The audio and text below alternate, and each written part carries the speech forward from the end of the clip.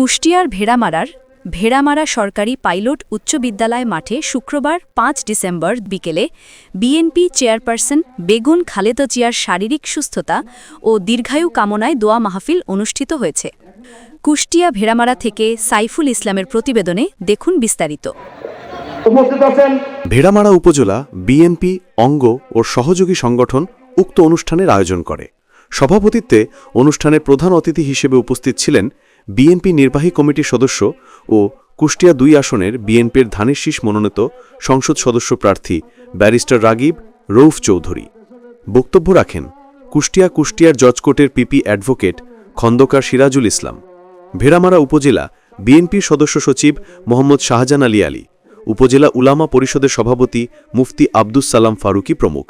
অনুষ্ঠানে doctors association of Bangladesh ড্যাবের কুষ্টিয়া জেলার সাবেক সভাপতি ডাক্তার আব্দুল হান্নান, বাহাদুরপুর ইউনিয়ন বিএনপির সাবেক সাধারণ সম্পাদক আব্দুস সালাম, মোকারিমপুর ইউনিয়ন বিএনপির সাংগঠনিক সম্পাদক আতিয়ার রহমান, ভেড়ামারা উপজেলা স্বেচ্ছাসেবক দলের সদস্য সচিব এস আলম হুসেন সোহাগসহ বিএনপি ও অঙ্গ সংগঠনের নেতাকর্মীরা উপস্থিত ছিলেন।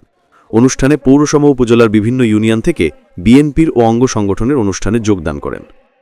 ধানের শীষের পক্ষে কাজ করাটা শুধু নির্বাচনে জেতানোর জন্য নয়, আমাদের বর্তমান যে রাজনৈতিক কর্মকাণ্ড, বাংলাদেশ জাতীয়তাবাদী দলের যে কর্মকাণ্ড, তার যে কর্মসূচি, সেটাকে সফল করতে গেলে আমাদেরকে প্রত্যেক গ্রামে নির্বাচনের আমেজ সৃষ্টি করতে হবে, ধানের শীষের পক্ষে জোয়ার সৃষ্টি করতে হবে এবং নির্বাচনী মাঠ সেখানে শক্তভাবে সেখানে কাজ করতে হবে।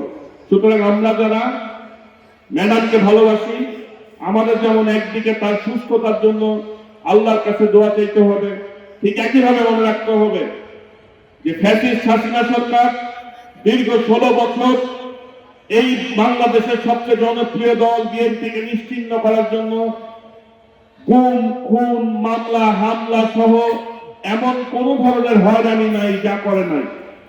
কিন্তু এই বিএনপির সবচেয়ে বড় জোর, ১৬ বছরের এত অন্যায় অত্যাচারের পরেও একটি কর্মী বিএনপি থেকে সরে যায় নাই।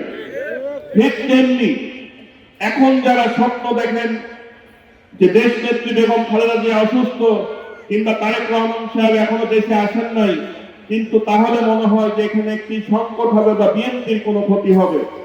আমি দৃঢ় কণ্ঠে বলতে চাই, বিএনপির বিরুদ্ধে যতই দেশীয় এবং আন্তর্জাতিক ষড়যন্ত্র হোক না কেন, দেশ নেত্রী বেগম খালেদা জিয়া সুস্থ হতে যেই সময় লাগুক না কেন, তারেক রহমান সাহেব যখনই দেশে আসুক না কেন, আমি বিশ্বাস করি বিএনপির একজন সাধারণ কর্মী হিসাবে বিএনপির মধ্যে কোনো ধরনের সংকট তৈরি হবে না।